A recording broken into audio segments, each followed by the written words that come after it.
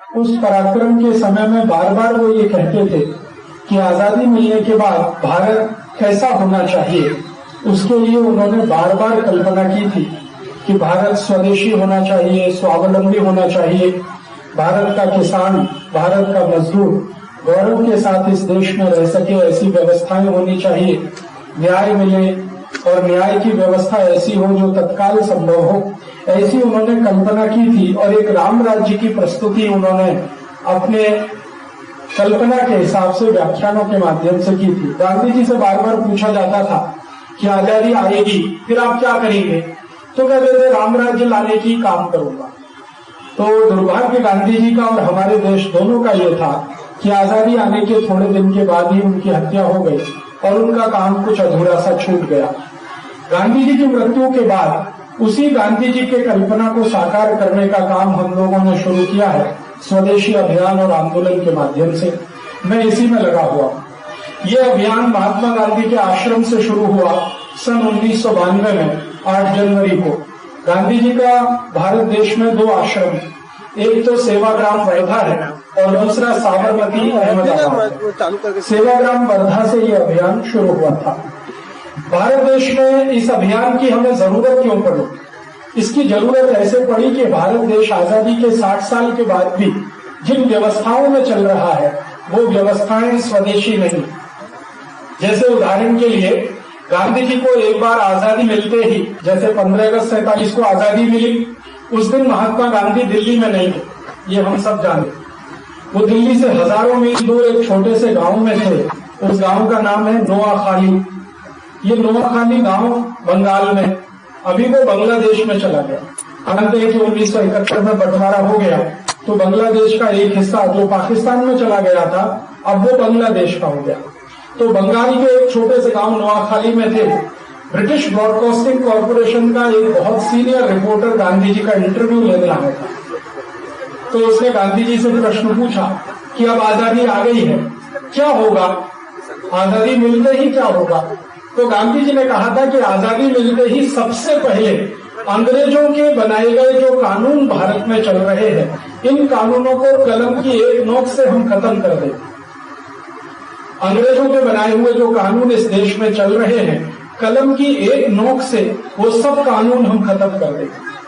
तो उस अंग्रेजी पत्रकार ने पूछा गांधी जी से कि कितने अंग्रेजी कानून इस देश में हैं जिनको आप खत्म करेंगे? तो गांधी जी ने कहा 34,735। 34,735 कानून अंग्रेजों के जमाने के बनाए हुए, हम उनको कलम की एक नोक से खत्म कर देंगे। अब हमारे देश में स्वराज आ गया। दुर्भाग्य हमारे देश का ये हुआ कि गांधी जी तो खत्म हो गए, लेकिन वो अंग्रेजों के बनाए गए 34,735 कानून आज भी वैसे के वैसे ही चल रहे। उनमें से एक भी कानून खत्म नहीं हुआ। अंग्रेजों ने एक कानून बनाया इस देश में, इंडियन सिविल सर्विसेज एक्ट, वो वैसे का वैसा ही चल रहा, बस उसका नाम बदल गया। अब उसका नाम है इंडियन एडमिनिस्ट्रेटिव एक्ट। अंग्रेजों ने एक कानून बनाया इंडियन पुलिस एक्ट, वो वैसे का वैसा ही चल रहा है। अंग्रेजों ने एक कानून बनाया लैंड एक्विजिशन एक्ट, किसानों से जमीन छीनने का कानून, वो वैसे का वैसा ही चल रहा है। अंग्रेजों बनाया इनकम टैक्स एक्ट का कानून, वैसे का वैसा ही है। सेंट्रल एक्साइज एक्ट का कानून वैसे का वैसा ही है। ऐसे सब के सब कानून है। एक कानून बहुत खतरनाक है जो चल रहा है इस देश में। अंग्रेजों ने भारत की गाय को काटने के लिए एक कानून बनाया था, और वो गाय को काटने का कानून अंग्रेजों के जाने के 60 साल के बाद भी चल रहा है। अंग्रेजों के जमाने में जब गाय को कत्ल होता था तो एक दिन में लगभग 30 से 35 हजार गाय काटी जाती थी। अब अंग्रेजों के चले जाने के बाद इस भारत देश में एक दिन में 3.5 से 4 लाख गाय कट जाती। अंग्रेजों के समय में 30,000 गाय कटती थी एक दिन में। अब अंग्रेजों के जाने के 60 साल के बाद इस देश में 3.5 लाख गाय हर दिन कट जाती। हर दिन 3.5 लाख गाय इस देश में कट जाती। छत्तीसगढ़ से एक ट्रक भर भर के गाय जाती है और रोज कटती। आप जिस क्षेत्र में बैठे हैं इसी क्षेत्र से ट्रक भर भर के रोज गाय जाती है और कट जाती है। महाराष्ट्र से, गुजरात से, राजस्थान से, मध्य प्रदेश से तमिलनाडु, कर्नाटक, आंध्र प्रदेश, केरल, ऐसे भारत में 35 राज्य हैं। सभी राज्यों में बड़े पैमाने पर गाय का कत्ल होता है। अंग्रेजों ने ये कानून बनाया था, अंग्रेजों के बाद भी ये कानून चल रहा है।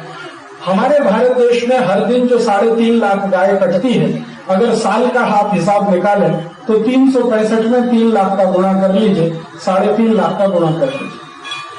और ये गाय काटने के बाद मांस बनता है। करीब 72 लाख मीट्रिक टन गाय का मांस उत्पन्न होता है। वो मांस भारत में बिकता है और भारत के बाहर भी बिकने के लिए चला जाता है। आप जानते हैं कि दुनिया में बहुत बड़ी आबादी है जो गाय का मांस खाती है। जैसे अमेरिका में रहने वाले लोग, यूरोप में रहने वाले लोग बड़े पैमाने पर गाय का मांस खाते हैं। अमेरिका और यूरोप में भी गाय होती है, लेकिन वो अपनी गाय का मांस नहीं खाते। यूरोप और अमेरिका के लोग गाय का मांस खाते हैं, लेकिन हिंदुस्तानी गाय का मांस खाते हैं। वो अमेरिकी गाय का मांस नहीं खाते। क्यों? अमेरिकी और यूरोपियन गाय का मांस खाएं तो बीमारी बहुत भयंकर हो जाती है और उस बीमारी में आदमी की मौत हो जाती है। कारण क्या है? अमेरिकी और यूरोपियन जो गाय है उसको खुद बीमारियां बहुत रहती है। जैसे अमेरिका और यूरोप की गाय को एक बीमारी होती है, उसमें सींग पक जाता है, उसका जो खुर है वो भी पक जाता है। सिर पका, खुर पका उसको कहते हैं। ये बीमारी के कारण वहां जो गाय का मांस होता है उसमें वायरल इन्फेक्शन बहुत होता है और वो वायरल इन्फेक्शन से वाला पीड़ित और दूषित मांस अगर खाए तो खुद को भी बीमारी आती है, वहां लोग मर जाते हैं। इसलिए वो अपने देश की गाय का मांस नहीं खाते। तो उनको गाय का मांस तो खाना, लेकिन अपने देश की गाय का नहीं खाते, भारत की गाय का मांस खाते। तो भारत की सरकार के साथ अमेरिकी और यूरोप की सरकारों ने एक समझौता कर रखा है। उस समझौते के तहत यहाँ गाय कटती है और उसका मांस यूरोप और अमेरिका चला जाता है और वहां उसको खाया जाता है। परिणाम क्या होता है? भारत में अगर गाय कटे और इस गाय का मांस यूरोप और अमेरिका में जाए तो इस देश में गोरक्षा करने वाले, गो संवर्धन करने वाले और गो संरक्षण की बात करने वालों के सामने बहुत बड़ी तकलीफ की स्थिति पैदा हो जाती है। मैं ऐसा ही एक व्यक्ति हूं जो मानता हूं गोरक्षा होनी चाहिए, गो संवर्धन होना चाहिए, गो संरक्षण होना चाहिए, लेकिन हर दिन मुझे ये कचोटता है कि मैं रात को सोकर जब सवेरे उठता हूं तो 3.5 लाख गाय कट चुकी होती। उसके लिए हमारे देश में 3600 कत्ल खाने चलते हैं, जिनको भारत की सरकार ने बाकायदा लाइसेंस दिया हुआ है। 3600 कत्ल खाने ऐसे चलते हैं जिनको सरकार का लाइसेंस है और 36,000 कत्ल खाने ऐसे चल रहे हैं जो बिना लाइसेंस के गैर कानूनी। तो 36,000 कत्ल खाने गैर कानूनी, 3600 कत्ल खाने कानून के हिसाब से कुल मिलाकर इतने कत्ल खाने हैं कि गाय का कत्ल होता ही रहता है। एक कत्ल खाना इस देश में इतना बड़ा है कि एक ही दिन में 10-10 हजार गाय को काट देते। मैंने मेरी आंखों से देखा है, मुंबई शहर में एक बहुत बड़ा कत्ल खाना है देवनाथ, वहां एक दिन में 10,000 गाय कट जाती। यहां से ज्यादा दूर नहीं है, कलकत्ता नाम का एक शहर है, बंगाल की राजधानी। कलकत्ता में एक कत्ल खाना है मोरी ग्राम में, वो एक दिन में 15,000 गाय काट देता है।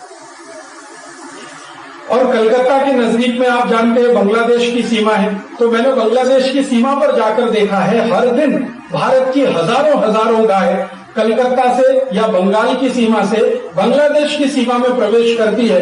प्रवेश करने के 3-4 किलोमीटर के अंदर ही कत्ल खाने लगे हुए हैं लाइन से, और वहां सीधे उनका कत्ल करके मांस को डिब्बों में भर के वापस बेच दिया जाता। हर दिन ये होता। एक बार बॉर्डर सिक्योरिटी फोर्स में मेरे बहुत अच्छे दोस्त कमांडिंग ऑफिसर हुए, उन्होंने मुझे ये दिखाने के लिए बुलाया कि तुम आओ और देखो गाय का कत्ल कैसे होता है। तो बंगाल और बांग्लादेश की सीमा पर मुझे वो 8-10 दिन घुमाने के लिए ले गए। सवेरे से शाम तक मैं देखता था हर जगह जहां सीमा खुली हुई है हजारों भारत की गाय कसाई लोग हाँक के लेके जाते हैं। बांग्लादेश की सीमा में जैसे ही वो गाय प्रवेश करती है तो तुरंत वहां कत्ल खाने बने हुए हैं और खट काट के उसका मांस डिब्बों में पैक करके वहां से बेच दिया जाता। हर दिन ये होता। इस देश में जहां भगवान राम का जन्म हुआ हो, जिस देश में भगवान कृष्ण ने जन्म लिया हो और भगवान कृष्ण ने गोपालन को एक आदर्श के रूप में स्थापित किया हो और इस देश में ग्वाले को सबसे ज्यादा महत्व दिया गया हो, महावीर स्वामी की जो जन्मस्थली हो भारत, जिन्होंने अहिंसा का संदेश सारी दुनिया को दिया हो, महात्मा बुद्ध की जन्मस्थली हो भारत, जिन्होंने अहिंसा की बात सारी दुनिया को बताई हो, उस देश में करोड़ों गायों का कटना बहुत तकलीफ की बात है और सीधे अधर्म के साथ जुड़ा। इस गाय के कत्ल होने से आप बोलेंगे जी फायदा किसको है? इस गाय के कत्ल होने का सबसे बड़ा फायदा कसाईयों को मिलता है। आप जानते हैं, कसाई एक गाय छत्तीसगढ़ से 200 रुपए में खरीदता है, 300 रुपए में खरीदता है। 200-300 रुपए में खरीदी हुई गाय को जब काटकर वो मांस के रूप में बेचता है तो उसको 10 से 12 हजार रुपए की इनकम आराम से हो जाती है। तो 200-500 रुपए में गाय मिल जाए और 10-12 हजार रुपए की कमाई हो जाए तो कसाईयों के लिए ये सबसे बड़ा धंधा है। और कसाईयों के संरक्षण के लिए भारत की सरकार काम कर रही है। ये दुर्भाग्य और तकलीफ की स्थिति इस देश में है कि भारत की सरकार कसाईयों के संरक्षण के लिए काम कर रही है। और सरकार ये कहती है कि ये कसाई गाय काटते हैं, इसका मांस जब विदेशों में एक्सपोर्ट होता है तो भारत सरकार कहती है हमको उसमें से टैक्स मिलता है, आमदनी होती है, डॉलर्स में आमदनी होती है। तो सरकार और कसाई दोनों एक साथ मिलकर इस देश में गाय को कट रहे हैं, कटवा रहे हैं। और इस देश में सरकार किसी भी पार्टी की आए, आजादी के 60 साल में आपने देखा है सभी पार्टियों की सरकार इस देश में आ चुकी है। ऐसी कोई पार्टी नहीं है जिसको शासन करने का मौका इस देश में नहीं मिला। किसी ने भी गाय का कत्ल रोकने के लिए कुछ नहीं किया। संसद में कुछ ऐसे सांसद आए जिन्होंने समय समय पर गाय का कत्ल रोकने के लिए कानून बनाने की कोशिश की, लेकिन किसी भी कानून को फलश्रुति तक पहुंचने नहीं दिया गया। एक बार हमारे देश में एक बड़े सांसद हुआ करते थे, महावीर त्यागी, जो अपक्ष माने बिना किसी पक्ष के चुनकर आते, निर्विरोध चुनकर आते, सोनीपत से वो सांसद हुआ करते। संसद में उन्होंने पूरी ताकत और मेहनत लगा के गाय रक्षा का कानून बनना चाहिए, इसके लिए विधेयक लाए और उनके विधेयक पर बार बार बहस हुई। बहस के अंतिम दिनों में वोट पड़ा। ज्यादातर सांसद इस पक्ष में थे कि गाय का कत्ल बंद हो जाना चाहिए, लेकिन हर बार उस विधेयक को रोक दिया गया। और वो रोक कोई साधारण स्तर पर नहीं हुई, भारत के प्रधानमंत्री के स्तर पर। एक बार भारत के प्रधानमंत्री पंडित जवाहरलाल नेहरू ने संसद में कहा कि अगर ये गोरक्षा का कानून बना तो मैं कल इस्तीफा दे दूंगा। माने ये कानून नहीं बनना चाहिए। क्यों नहीं बनना चाहिए? क्योंकि गाय का मांस बेचकर जो कमाई हमें होती है वो कमाई बंद नहीं होनी चाहिए। आप जानते हैं पंडित जवाहरलाल नेहरू महात्मा गांधी के शिष्य थे और महात्मा गांधी खुद कहा करते थे कि अगर कोई कसाई गाय को काटता है तो पहले मुझे काट दे, गाय बाद में कटे। ये महात्मा गांधी की तीव्रता थी गाय को बचाने की। लेकिन दुर्भाग्य महात्मा गांधी का ये था कि वो तो गाय की रक्षा चाहते थे। उनके जो चेले गांधी जी का नाम लेकर सरकार में आए, उन्होंने गाय की रक्षा करने के लिए कभी कुछ नहीं किया। एक बार गांधी जी के बहुत नजदीकतम अनन्य व्यक्तियों में से एक, जिनको गांधी जी प्रथम सत्याग्रही कहते थे, आचार्य विनोबा भावे, उन्होंने अपने जीवन को दांव पर लगाकर मुंबई के कत्लखाने को बंद कराने का, देवनार कत्लखाने को बंद कराने का काम किया था, जहां 10,000 गाय रोज कटती है। और श्रीमती इंदिरा गांधी के सामने आमरण उपोषण किया था। लेकिन आप जानते हैं कि श्रीमती इंदिरा गांधी ने उनकी बात को नहीं सुना और विनोबा जी को ये दुनिया छोड़कर जाना पड़ा। चक्कर क्या है?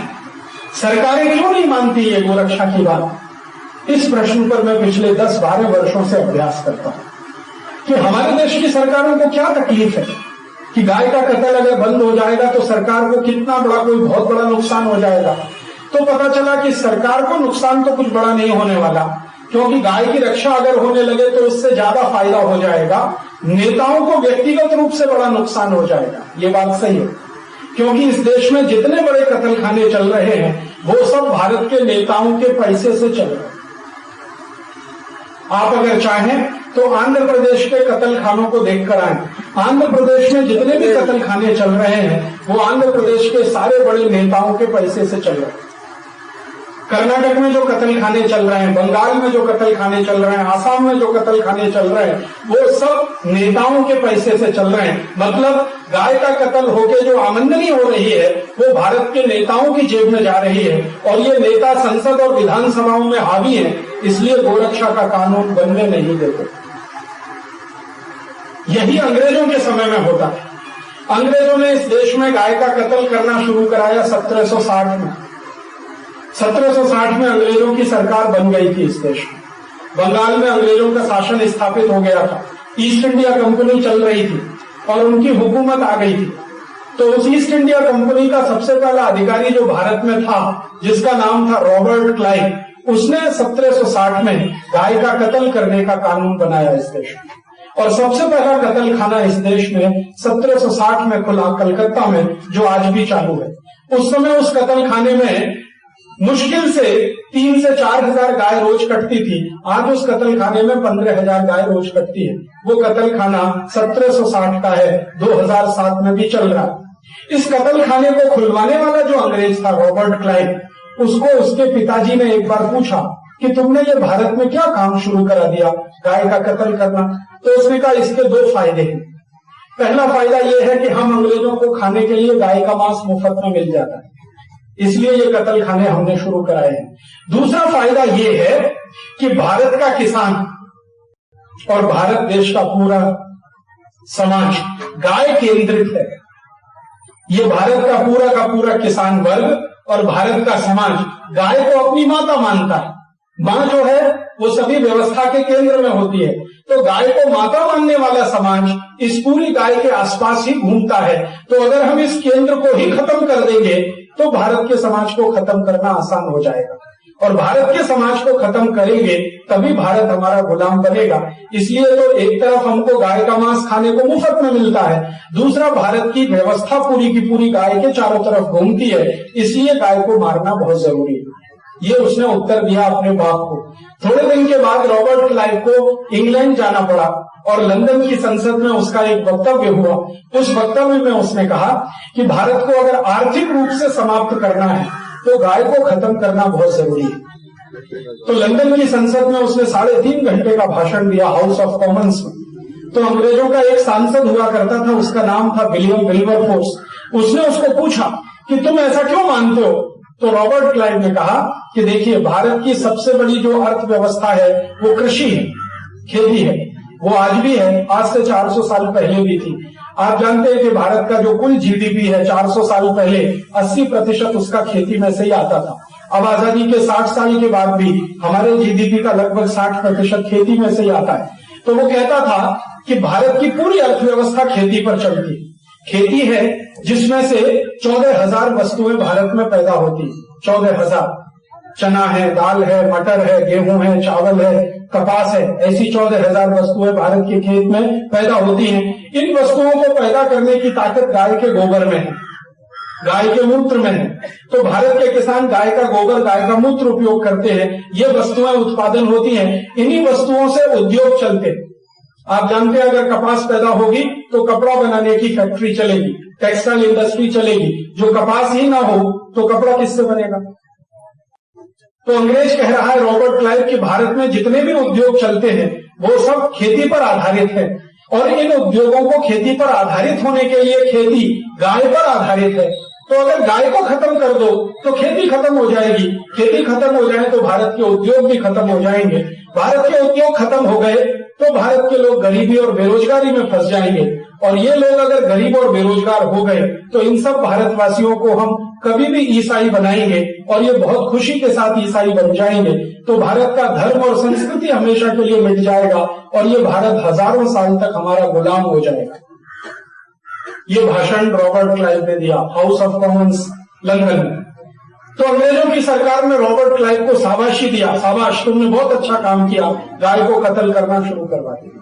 तो अंग्रेजों ने गाय का कत्ल शुरू कराया तो उसके पीछे उनकी बहुत षड्यंत्रकारी दृष्टि थी कि भारत की कृषि व्यवस्था को खत्म करना, भारत के उद्योग और व्यापार को समाप्त करना, इसलिए गाय को कत्ल करा। गांधी जी ने जब इस देश में स्वदेशी आंदोलन शुरू किया तो गांधी जी का यह संकल्प था कि जिस दिन भारत आजाद होगा, अंग्रेज भारत से छोड़कर जाएंगे, तो इस देश में गाय का कत्ल सबसे पहले बंद किया जाएगा और उसका कानून सबसे पहले बनाया जाएगा। दुर्भाग्य से गांधी जी चले गए, वो गाय का कत्ल करने वाला कानून आज तक नहीं गया, वो कानून आज भी चल रहा है। और कानून कैसा विचित्र है, कानून ऐसा है कि अगर आप गाय को डंडे से मारो तो आपको जेल हो जाएगी, लेकिन गाय को कत्ल कर दो तो कुछ नहीं होने वाला। आपको सुनकर हंसी नहीं आती? कैसा विचित्र कानून। गाय को डंडे से मारोगे तो जेल हो जाएगी। पशु क्रूरता अधिनियम के तहत एनिमल क्रूएलिटी एक्ट, गाय को डंडे से मारा तो जेल में जाना पड़ेगा, लेकिन उसको तलवार से काट दो तो कोई फर्क नहीं पड़ता, क्योंकि कानून है कि गाय का कत्ल करो। तो इसलिए कसाई क्या करते हैं, गाय को डंडे से नहीं पीटते, उसको सीधे ही काट देते। और आज तक किसी कसाई को इस देश में सजा नहीं होती, जेल नहीं होती। तो ये जो कानून अंग्रेजों के समय से चला आ रहा, आजादी के 60 साल के बाद भी भारत की संसद ने इस कानून को नहीं बदला, तो मेरे जैसे कुछ लोगों ने इस कानून को बदलने का काम करने का प्रयास किया। और आज से लगभग 8 साल पहले भारत के सुप्रीम कोर्ट में एक मुकदमा किया। पहले हाई कोर्ट में एक मुकदमा हुआ, गुजरात के उच्च न्यायालय में एक मुकदमा किया गया और वो मुकदमा गुजरात उच्च न्यायालय में चला।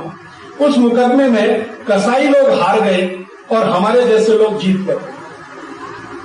हम जीत गए, कसाई हार गए। गुजरात उच्च न्यायालय ने फैसला दिया कि गाय का संरक्षण होना चाहिए, संवर्धन होना चाहिए, कत्ल इसका बंद होना चाहिए। तो कसाईयों ने क्या किया, इस मुकदमे के खिलाफ सुप्रीम कोर्ट में अपील किया और सुप्रीम कोर्ट में इस मुकदमे को लड़ने के लिए 3 संस्थाएं तैयार हुई। एक संस्था अखिल भारत कृषि गो सेवा संघ, इसका मुख्य कार्यालय सेवाग्राम वर्धा में। मैं इस संस्था के साथ जुड़ा हुआ हूं पिछले कई वर्षों से। तो अखिल भारत कृषि गो सेवा संघ एक संस्था। दूसरी संस्था तैयार हुई अहिंसा आर्मी ट्रस्ट। एक बहुत बड़े जैन संत हैं आचार्य श्री विद्यासागर जी महाराज, आपने शायद उनका नाम सुना होगा, दिगंबर जैन संत है, उनकी बनाई हुई संस्था है अहिंसा आर्मी ट्रस्ट। और एक तीसरी संस्था गुजरात सरकार। तो अखिल भारत कृषि गो सेवा संघ, अहिंसा आर्मी ट्रस्ट और गुजरात सरकार, तीनों ने मिलकर भारत के सब कसाईयों के खिलाफ सुप्रीम कोर्ट में मुकदमा किया। उस मुकदमे में कसाईयों की तरफ से यह था कहने का कि गाय का कत्ल करना हमारा मौलिक अधिकार है, फंडामेंटल राइट, कोई इसे कैसे छीन सकता है। और कसाईयों ने कहा कि यह हमारा मौलिक अधिकार इसलिए है कि हमारा जीवन इसी से चलता है और जीवन जीने का अधिकार अगर संविधान में है तो गाय का कत्ल करना हमारा मौलिक अधिकार, इसे कोई नहीं छीन सकता। इस आधार पर उनका मुकदमा था। हम लोगों ने जब सुप्रीम कोर्ट में ये बहस किया तो हमारे सुप्रीम कोर्ट को ये कहना था कि अगर गाय का कत्ल करना इन कसाईयों का मौलिक अधिकार है तो जेब काटना मेरा मौलिक अधिकार है, क्योंकि मेरे पास कोई रोजगार नहीं। हमने तो सुप्रीम कोर्ट को कहा कि अगर ये कसाई कहते हैं कि अपना जीवन चलाने के लिए गाय का मांस बेचना इनका मौलिक अधिकार है, तो मैं कहता हूं कि जेब काटना मेरा मौलिक अधिकार है, क्योंकि मेरे पास कोई रोजगार नहीं है, मैं बेरोजगार आदमी हूं और पढ़ा लिखा बेरोजगार। भारत सरकार ने मुझे इंजीनियरिंग पढ़ाया है और इंजीनियरिंग पढ़कर मैं निकला हूं, लेकिन मेरे पास कोई काम नहीं है और मेरे जैसे इस देश में लाखों नौजवान हैं जिनके पास कोई काम नहीं है। तो मैं कल को जेब काटना शुरू करूं और मैं कहूं कि ये मेरा मौलिक अधिकार है, तो क्या सुप्रीम कोर्ट इसको स्वीकृति देगा? दूसरी बात, कल को मैं ये कहना शुरू कर दूं कि जी मेरे खाने पीने की व्यवस्था मुझे करनी है और रोजगार मेरे पास है नहीं, तो मैं किसी के घर में डकैती डालता हूं और वो मेरा मौलिक अधिकार है, तो क्या सुप्रीम कोर्ट इसकी परमिशन देगा?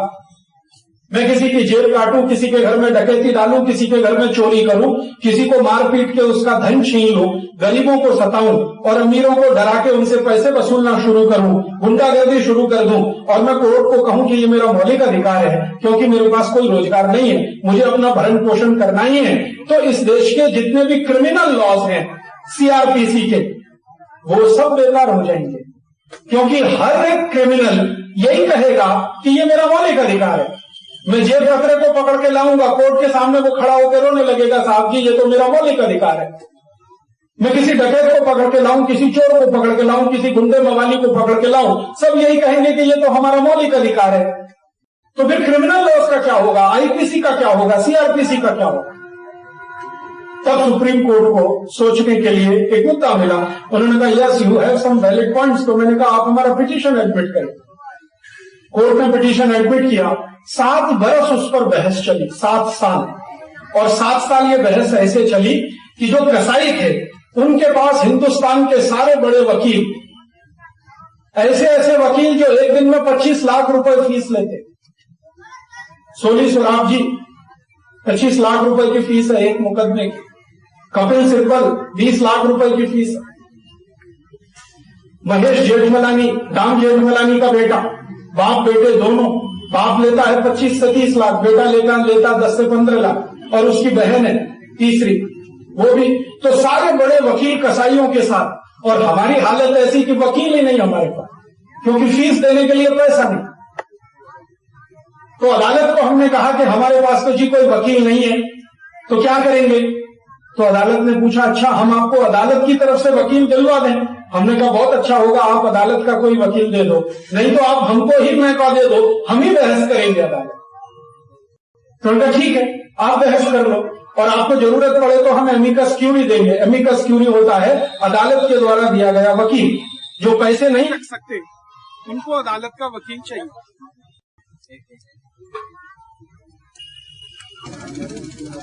और हम लोगों ने ये केस लड़ना शुरू किया। थोड़े दिन के बाद कुछ वकील हमको मिल गए जिन्होंने कहा कि आप बिना पैसे दिए भी हमारी सेवा ले सकते हैं। उनके भी मन में गाय की रक्षा करने की भावना थी। तो इस तरह से कुछ वकील भी आ गए और हम सब ने मिलकर ये केस करीब 7 वर्ष तक लड़ा। उनकी जितने भी तर्क थे उनको हमने गलत साबित किया। पहला उनका तर्क ये था कि गाय को कत्ल करना हमारा धार्मिक अधिकार है, दूसरा तर्क था कि मौलिक अधिकार है, और तीसरा तर्क था जीविका का अधिकार। जब कसाईयों की तरफ से ये कहा जाता था कि ये हमारा धर्म का अधिकार है, तो हमने अदालत को कहा कि अगर ये इनका धर्म का अधिकार है तो इनकी किस धार्मिक पुस्तक में लिखा हुआ है कि गाय का कत्ल करो, वो हम देखना चाहते। कुरान में है, हदीस में है, शरीयत में है, कहां है? तो अदालत ने कहा यस देखो इनकी किस पुस्तक में। तो अदालत की तरफ से एक समिति बनाई गई। उस समिति ने कुरान को देखना शुरू किया, कुरान की समीक्षा करना शुरू किया, कुरान की एक एक आयतें पढ़ना शुरू किया। पता चला कुरान में कहीं भी नहीं लिखा है कि गाय का कत्ल करो। आपको सुनकर आश्चर्य होगा, कुरान में कई जगह पर मोहम्मद साहब ने कहा है कि गाय सबसे उच्चतम दर्जे का प्राणी है, इसकी रक्षा करो, इसका संवर्धन करो। और दूसरी जगह मोहम्मद साहब कह रहे हैं कि जो किसी ने गाय का मांस खाया तो दोजख में भी जमीन नहीं मिलेगी। दोजख माने नरक।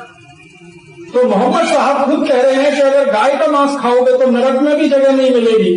गाय को काटो मत, इसकी रक्षा करो, संरक्षा करो। कुरान ये कहती है, हदीस में कहीं है नहीं, शरीयत में कहीं है नहीं। तो फिर हमने कसाईयों से पूछा कि कहाँ लिखा है, किस धर्म पुस्तक में है गाय का कत्ल करो? तो कहते हमारे उलेमा कहते, उलेमा माने उनके जो धार्मिक पुरुष होते, जैसे हमारे यहाँ पुजारी होते ना, पंडित होते हैं, वैसे उनके यहाँ उलेमा। तो मैंने कहा कौन से उलेमा कहते हैं, उनको ले आइए आप अदालत। तो कुछ उलेमाओं का समूह आया। कुछ ऐसे उलेमा थे जो अपने को देवबंदी कहते हैं, कुछ ऐसे थे जो बरेलवी हैं, कुछ शिया थे, कुछ सुन्नी थे। सबको पूछा गया आप कहते हैं कि गाय का कत्ल होना चाहिए, किस धर्म पुस्तक के आधार पर कहते? का धर्म पुस्तक में तो कहीं नहीं, तो फिर आप किस आधार पर कहते? तो हमसे बड़ा कोई कहता है उसको बुला लो। तो वो आ गया अदालत में, क्योंकि सुप्रीम कोर्ट तो किसी को भी बुला लेता। तो उनसे बड़े आ गए धार्मिक पुरुष, उनसे पूछा गया आप बोलते हैं गाय का कत्ल होना चाहिए, कहाँ लिखा हुआ? तो वो मक्का मदीना में कोई कहता, चलो उनको बुला लो मक्का मदीना से। तो इन्होंने कहा मक्का मदीना जाना आना बहुत खर्चा लगेगा। अदालत ने कहा खर्चा हमारा होगा, आप लेके आओ। मक्का मदीना से आ गए, उनको पूछ लिया आप बताइए जी क्यों कहते हैं गाय का कत्ल होना चाहिए? हमने कभी सुना था, कब सुना था? 200 बरस पहले, 300 बरस पहले। किसने कहा था याद नहीं। आप जरा सोचो, बिना किसी आधार के, बिना किसी तर्क के पिछले 300-400 साल से ये बात चली आ रही है कि गाय का कत्ल करना मुसलमानों का धार्मिक अधिकार है, जबकि उनकी किसी धर्म पुस्तक में ये नहीं है। फिर हमने अदालत को कहा कि अगर आप हमको इजाजत दें तो हम इसके उल्टे कुछ तथ्य प्रस्तुत करना चाहते हैं। अदालत ने कहा क्या आप तथ्य प्रस्तुत करना चाहते हैं? मैंने कहा हम इस हिंदुस्तान के उन मुस्लिम राजाओं के दस्तावेज प्रस्तुत करना चाहते हैं जिन्होंने एक गाय के कत्ल करने पर कानून बनाया, और कानून इतना सख्त था कि गाय को अगर कोई काट देगा तो उसको फांसी दे दी जाएगी। ऐसे कानून इस देश में बने। हमारे देश में एक मुस्लिम राजा हुआ, उसका नाम था हैदर अली। कर्नाटक राज्य में उसका शासन चलता था। 60 से 70 साल उसने शासन चलाया। उसके राज्य में कानून था कि अगर कोई कसाई गाय को काट देगा तो हैदर अली उसकी गर्दन काट देगा, ये कानून।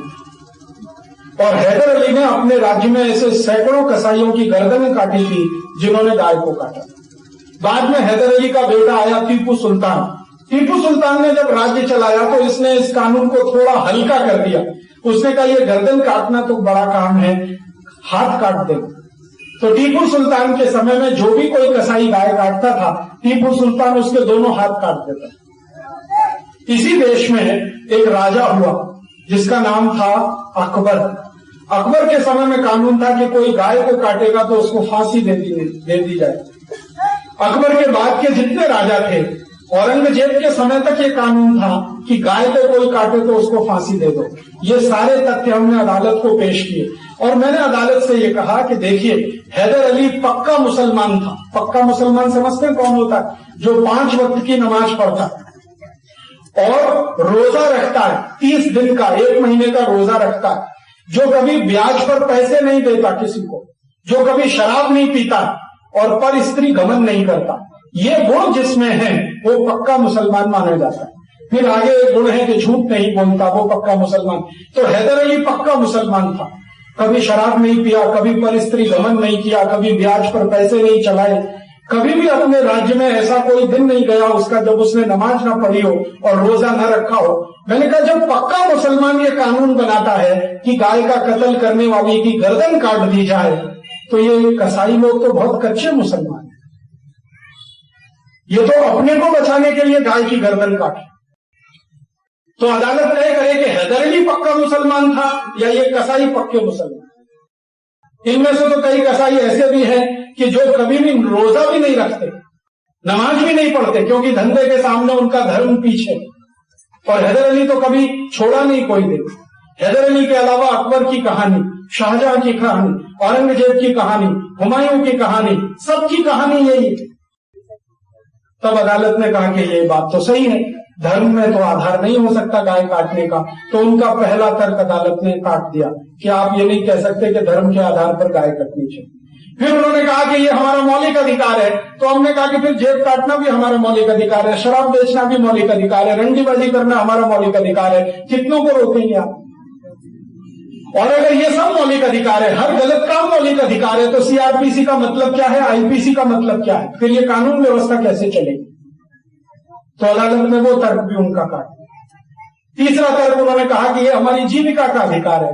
तो हमने कहा कि गाय का कत्ल बंद कर दो, जीविका दूसरी भी मिल जाएगी। तो उन्होंने कहा कैसे मिल जाएगी? हमने अदालत को समझाया और वो लोगों को भी समझा रहे हैं कि गाय का अगर रक्षण करें तो आपको जितनी कमाई होगी गाय का कत्ल करने से कभी नहीं हो सकती। एक गाय को आपने काट दिया, ज्यादा से ज्यादा 10-12 हजार रुपए आपको मिलेगा, पूरा का पूरा उसका मांस बेचने के बाद, हड्डियां बेचने के बाद और खून बेचने के बाद। उसी गाय को आप जिंदा रखो तो उसका जो गोबर मिलेगा, उसका जो मूत्र मिलेगा और गाय के गोबर से जो खाद बनेगी, खाद की जो कीमत मिलेगी, गाय के मूत्र से जो दवा बनेगी, दवा की जो कीमत मिलेगी, वो 1 साल में लगभग 2 लाख रुपए के बराबर है। तो अदालत ने कहा ये कैसे संभव है? तो हमने उनको समझाया कि गाय एक दिन में लगभग 10 किलो गोबर देती है। गाय के 1 किलो गोबर से 33 किलो खाद बनती है और 1 किलो खाद 6 रुपए में बिकती है।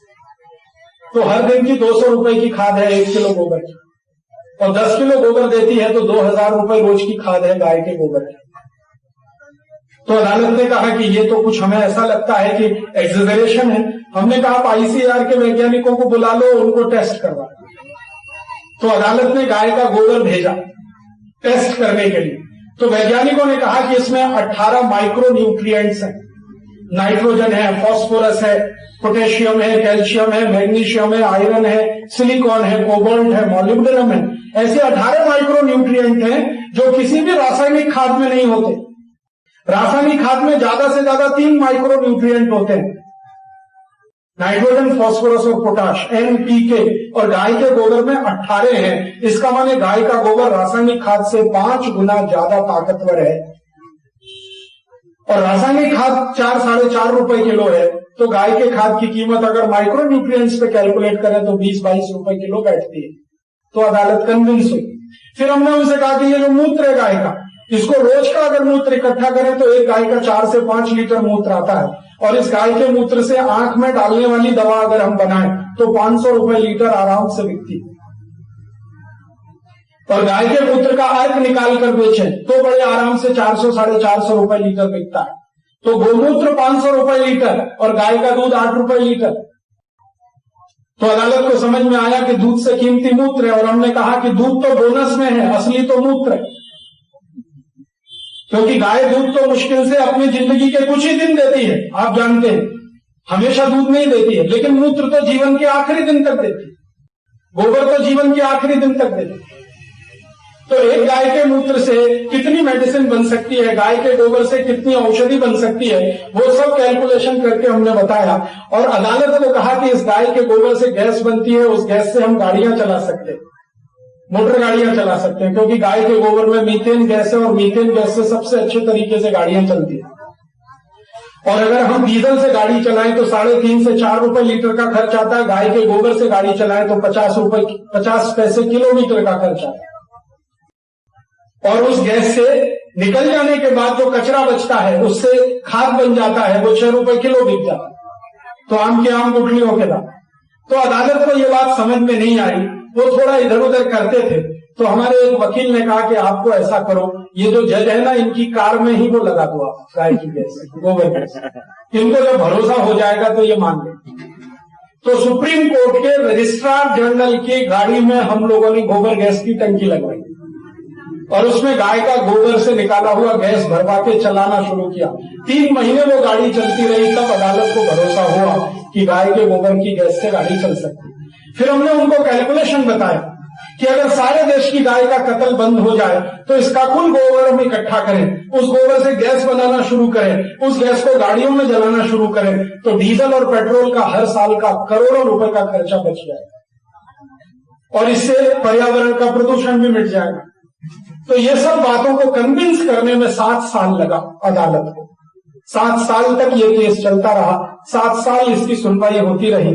7वें साल के अंत में जाकर अदालत ने जब कसाईयों को पूछा कि अब आपके पास कहने के लिए क्या है, आप गाय काटते हैं तो 12,000 की कमाई होती है और ये गाय की रक्षा करते हैं तो 2 लाख रुपए साल की कमाई होती है।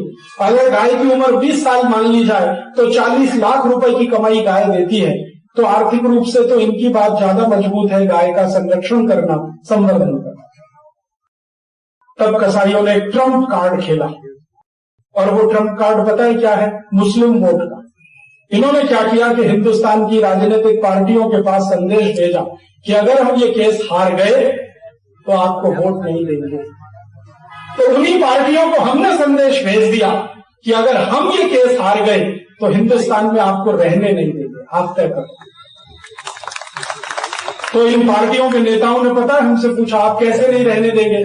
मैंने कहा हमारे पास आपकी सब जानकारियां आ चुकी हैं, हम एक एक गांव में जाकर पोल खोलेंगे कि कौन कौन हरामखोर नेता कत्ल खाने चला रहा है इस देश में, किस किस के पैसे से कत्ल खाने चल रहे हैं, किसके पैसे से गाय कट रही है और उसका पैसा किस पार्टी को जा। तब नेताओं ने कहा अच्छा हम इस बीच में नहीं पढ़ते। मैंने कहा आप ना पढ़े तो ही अच्छा। और फिर अंत में चीफ जस्टिस खुद आरसी लाहोटी इस बेंच के चीफ थे, उन्होंने ये जजमेंट दिया। 25 अक्टूबर 2005 को ये जजमेंट आया और सुप्रीम कोर्ट ने इस देश में एक इतिहास बना दिया। उन्होंने कहा कि गाय का कत्ल करना संवैधानिक पाप है, धार्मिक नहीं, संवैधानिक पाप है। और सुप्रीम कोर्ट ने कहा कि गाय का संरक्षण करना और संवर्धन करना इस देश के हर एक नागरिक का संवैधानिक कर्तव्य है। अब तक हमारे देश में संवैधानिक कर्तव्य क्या थे तिरंगे झंडे का सम्मान करना ये हमारा संवैधानिक कर्तव्य है। भारत के क्रांतिकारियों का सम्मान करना ये हमारा संवैधानिक कर्तव्य है। भारत की मुद्रा रुपए का सम्मान करना ये हमारा संवैधानिक कर्तव्य है। ऐसे 51 हमारे कर्तव्य हैं, 51 हमारी फंडामेंटल ड्यूटीज हैं। अब उसमें एक और बढ़ गया है, गाय का रक्षण करना, गाय का संवर्धन करना भी हमारा संवैधानिक कर्तव्य है। ये सुप्रीम कोर्ट ने बोल दिया। दूसरी तरफ सुप्रीम कोर्ट ने कहा कि भारत की 35 राज्यों की सरकार के ऊपर यह जिम्मेदारी है कि वो गाय का कत्ल अपने अपने राज्य में बंद कराए, और अगर किसी राज्य में गाय का कत्ल होता है तो उस राज्य के मुख्यमंत्री की जवाबदारी है, राज्यपाल की जवाबदारी है, चीफ सेक्रेटरी की जवाबदारी है कि वो अपनी ड्यूटी पूरी नहीं कर रहे हैं। तो सरकारों के लिए ये संवैधानिक जवाबदारी है, नागरिकों के लिए संवैधानिक कर्तव्य है। ऐसा सुप्रीम कोर्ट का फैसला आ चुका है, और वो फैसले के आने के बाद हमने भारत देश के अनेक राज्यों में प्रयास करना शुरू किया है कि जल्दी से जल्दी गोरक्षा के कानून बने। गोरक्षा के कानून 2 स्तर पर बनते हैं। एक तो केंद्र सरकार बना सकती है पूरे देश के लिए, और एक 35 राज्यों की राज्य सरकारें बना सकती हैं अपने अपने राज्य के लिए। केंद्र की सरकार कानून बनाए उसके लिए हमारा प्रयास चालू है, राज्य की सरकारें भी अपने अपने स्तर पर कानून बनाए वो भी प्रयास चालू है। तो 15 राज्यों की सरकारों ने कानून बनाने का और आने वाले समय में लागू करने का वायदा कर दिया है, लेकिन 20 राज्यों में अभी ये बाकी है। उसके लिए रात दिन हम प्रयास कर रहे हैं। आप भी इस प्रयास में थोड़ा बहुत योगदान कर सकते हैं। क्या योगदान कर सकते हैं? भारत के प्रधानमंत्री और राष्ट्रपति को आप एक 50 पैसे का पोस्ट कार्ड लिख सकते हैं, और इतना सा ही पोस्ट कार्ड लिखना है कि 25 अक्टूबर 2005 को सुप्रीम कोर्ट ने जो फैसला सुनाया है गोरक्षा के समर्थन में, उसका जल्दी से जल्दी कानून बना दिया जाए। तो केंद्र सरकार अपने अधिकारों का इस्तेमाल करके इसको केंद्र स्तर पर कानून बना सकती है, और केंद्र स्तर पर कानून बन जाए तो अलग अलग राज्यों में कानून बनाने की जरूरत नहीं पड़ेगी, वो एक ही कानून सब राज्यों में आ जाएगा। और जब तक केंद्र नहीं बनाता है तब तक राज्य सरकारों में ये कानून बनाने की कोशिश है। छत्तीसगढ़ की सरकार ने गोरक्षा का कानून बनाया है, लेकिन दुर्भाग्य यह है कि उसको पूरी ताकत से लागू नहीं किया जा रहा है। कानून तो बन गया है कि गाय नहीं कटनी चाहिए, लेकिन छत्तीसगढ़ की सरकार ताकत लगा के इसको लागू नहीं करा रही है, इसलिए छत्तीसगढ़ की गाय आज भी कटती चली जाए।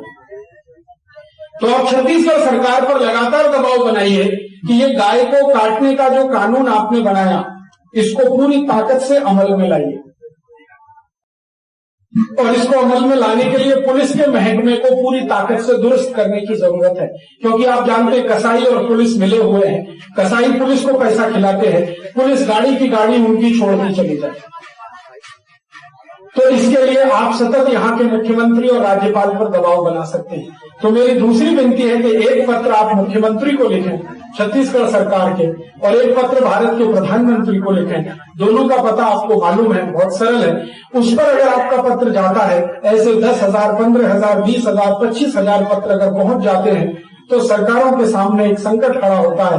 वो कैलकुलेशन ये करते हैं कि ये एक पत्र आया, इसका माने कोई एक परिवार के व्यक्ति ने लिखा, इसका माने परिवार की इसमें सहमति है, तो एक पत्र आना माने 5 वोट उनके कम हो जाएंगे। इस हिसाब से नेता सोचते हैं। 10,000 पत्र अगर मुख्यमंत्री के पास गए तो 50,000 वोट कम हो जाएंगे। 20,000 पत्र गए तो 1 लाख वोट कम हो सकते हैं। 40,000 पत्र गए तो 2 लाख वोट कम हो सकते हैं। तो मुख्यमंत्री सोचते हैं कि इतने वोट कम हुए तो बहुत सारी सीट हाथ से निकल जाएगी, तब उस दबाव में आकर वो इसको काम करेंगे। और यही हालत प्रधानमंत्री की है। तो आप बोलेंगे क्या मुख्यमंत्री प्रधानमंत्री हमारे पत्र को पढ़ेंगे? बराबर पत्र पढ़ा जाता है। 50 पैसे का आप पोस्ट कार्ड भी लिखेंगे तो सरकार के पास वो जाता है, उसको बाकायदा पढ़ा जाता है, और पढ़ने के बाद उस पर क्या कार्यवाही हुई सेक्रेटरी ये बात मुख्यमंत्री और प्रधानमंत्री को बताता है। आप जानते हैं हर हफ्ते में कैबिनेट की मीटिंग होती है, हर हफ्ते, वो राज्य का हो या केंद्र का। उस कैबिनेट की मीटिंग में मुख्यमंत्री का सेक्रेटरी हो या प्राइम मिनिस्टर का, वो मीटिंग में बताता है कि आज इतने 1000 पत्र आए या पिछले हफ्ते इतने 1000 पत्र आए, उनका ये विषय था, हमने उस पर ये कार्यवाही की। तो आप ये मत मानिए कि आपके एक पत्र का कोई ताकत नहीं है, बहुत बड़ी ताकत है। इतनी ताकत है कि सरकार आपकी बात सुनने को मजबूर है। लेकिन महत्व की बात यह है कि इतने पत्र जाने चाहिए, 1-2 पत्र नहीं, 10-20 हजार 50,000 पत्र चले जाए। तो ये आप कैसे कर सकते हैं? आप अपने परिवार के 5 लोगों को कहें, पड़ोसी के परिवार को कहें, अपने गांव को कहें, पड़ोसी गांव को कहें, रिश्तेदारों को कहें, नातेदारों को कहें, मित्रों को कहें, परिचितों को कहें, जो भी मानते हैं कि गाय की रक्षा होना चाहिए वो सबको कहें। ये एक तरीका है। और एक दूसरा तरीका है गाय की रक्षा हो इस देश में, वो संवर्धन हो। वो ये है कि गांव के किसानों को हम ये बात समझाना शुरू करें कि भाई गाय बेचना बंद करो। जिस गाय को तुम कसाई को 200-300 रुपए में बेच रहे हो, वो गाय तुमको 40 लाख रुपए देने वाली है। ये बात अगर किसानों को समझ में आ जाए तो फिर कोई किसान अपनी गाय को नहीं बेचेगा। तो वो कहेगा कैसे? तो आप उसको समझा दो कि इस गाय का मूत्र इकट्ठा करना शुरू करो। उस गाय के मूत्र से 48 किस्म की दवाएं बनती हैं, वो दवाएं बनाना शुरू करो। तो किसान कहेगा जी दवा बनाना मुझे नहीं आता, तो मेरे जैसे लोग उसको ट्रेनिंग देने को तैयार हैं। इस देश में ऐसे मेरे जैसे हजारों कार्यकर्ता हैं जो गांव-गांव में जाकर किसानों को सिखाते हैं, मुफ्त में सिखाते हैं, बिना किसी शुल्क के सिखाते हैं कि गाय के मूत्र से दवा कैसे बनाना, और वो 48 दवाएं बनाना सीख सकते हैं। फिर उन दवाओं को बेचने के लिए लाइसेंस की जरूरत पड़ती है। वो लाइसेंस गो सेवा आयोग देता है और आयुर्वेद विभाग देता है। 350 रुपए में वो लाइसेंस मिल जाता है। आसानी से वो दवाएं आप बाजार में बेच सकते हैं। तो ये कोई अब बड़ा मुश्किल का काम नहीं। सिखाने वाले भी हैं, सीखने वाले भी हैं। बस सीखने और सिखाने वाले के बीच का ब्रिज आप बन जाइए, उनके बीच में कोई संपर्क करा दीजिए, तो बहुत बड़ा काम हो जाए। और गांव के किसानों को आप ये समझाइए कि ये गाय का मूत्र तुम्हारे अपने जीवन में उपयोग करो तो तुम्हारी बहुत सारी बीमारियां ठीक हो जाए। तो वो पूछेगा कैसे ठीक हो जाए? तो आप उसको समझा दीजिए। बहुत सरल बात है जो मैं आपको समझाता हूं, वो ये कि गाय के मूत्र में वो सब दवाएं हैं जो शरीर की प्रतिकारक शक्ति को बढ़ाती हैं। आप बीमार कब पड़ते हैं? जब शरीर की प्रतिकारक शक्ति कम हो जाती है। बीमार होने का एक ही सिद्धांत है कि जब शरीर की प्रतिकारक शक्ति कम होगी आप बीमार पड़ेंगे। प्रतिकारक शक्ति कम होने के 2 कारण हो सकते हैं, एक बाहरी और एक आंतरिक। अंदर से शरीर में कोई कारण हो सकता है और बाहर का भी कोई कारण हो सकता है। बाहर का कारण क्या है? वायरल इन्फेक्शन, बैक्टीरियल इन्फेक्शन, ये बाहर का कारण है। अंदर का कारण कुछ भी हो सकता है। ये दोनों बाहरी और आंतरिक कारणों को दूर करने की ताकत गाय के मूत्र में है। और उस गाय के मूत्र को पीते ही प्रतिकारक शक्ति बढ़ती है और गंभीर से गंभीर रोग ठीक हो जाते हैं। मैं पिछले 6-7 साल से गोमूत्र चिकित्सा करता हूं। गांधी जी के आश्रम में सेवाग्राम में रहते हुए मैंने ये सीखा। और गोमूत्र चिकित्सा से पिछले 5 से 6 वर्षों में हजारों लोगों को ठीक किया है, बिना एक पैसा खर्च किए हुए, गंभीर बीमारियों में। क्या क्या बीमारियों में? सबसे गंभीर एक बीमारी है दमा, अस्थमा। आप जानते हैं एलोपैथी का कोई भी डॉक्टर दमा ठीक करने की गारंटी नहीं लेता। हर एक एलोपैथी डॉक्टर बोलता है कि दमा ठीक होता है, लेकिन मरीज के मर जाने के बाद। सभी डॉक्टर बोलते हैं दमा वो बीमारी है जो दम निकलने के बाद ही जाती है, अर्थात एलोपैथी में दमा का इलाज नहीं। एलोपैथी के डॉक्टर आपको जितनी भी गोलियां और दवा खिलाएंगे वो सब दमा को दबाने वाली हैं, कंट्रोल करके दमा को रखेंगे, ठीक नहीं कर सकते। उस दमा अस्थमा का एक बड़ा भाई है ट्यूबरकुलोसिस। ट्यूबरकुलोसिस के बारे में आप जानते, रोज टीवी में जाहिरात आता है, डॉट की गोली खाओ, इसकी गोली खाओ, लेकिन लोग फिर भी हर साल इस देश में मर जाते हैं लाखों की संख्या में ट्यूबरकुलोसिस, क्योंकि कई बार वो उनको ठीक इलाज नहीं कर पाती है दवा। ये दमा, अस्थमा और ट्यूबरकुलोसिस, इन तीनों पर मेरा 6 साल का तजुर्बा है, अनुभव है और एक्सपेरिमेंट है कि गाय के मूत्र से ये तीनों बीमारियां जड़ से खत्म हो जाती, जड़ से खत्म हो जाती, हमेशा के लिए ये बीमारी चली जाती। गाय के मूत्र की इतनी शक्ति है। तो आप बोलेंगे क्या करना पड़ता है? तरीका उसका बहुत सरल है। जिसको भी दमा है, अस्थमा है, ट्यूबरकुलोसिस है, उसको आधा कप गाय का मूत्र पीने को बोलिए। रोज सुबह आधा कप गाय का मूत्र पीना, बस इतना ही करना। कितने दिन पीना? 3 महीने पीना, 90 दिन। 90 दिन अगर आधा कप गोमूत्र उसने पिया तो 91वें दिन आप देखना दमा, अस्थमा, ट्यूबरकुलोसिस तीनों ठीक रहेगा। और उसके बाद वो गोमूत्र पीना बंद कर दे, जिंदगी में दोबारा उसको कभी भी दमा, अस्थमा, ट्यूबरकुलोसिस नहीं हो।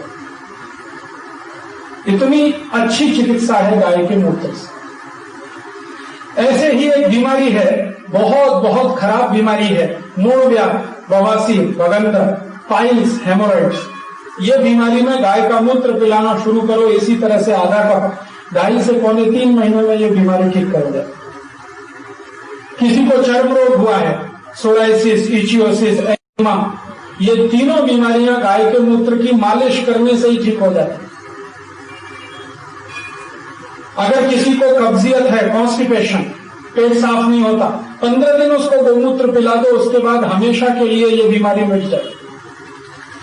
कोई ऐसे लोग हैं जिनको सालों साल से सर्दी, खांसी, जुकाम है, हर 2 दिन में सर्दी हो जाती है, हर 4 दिन में खांसी हो जाती है, हर महीने में 2-3 बार हो जाती है, जैसे ही मौसम बदलता है सर्दी, खांसी, जुकाम हो जाता है, उनको आप 15-20 दिन गोमूत्र पिला दो, उसके बाद ये बीमारी कभी नहीं आती।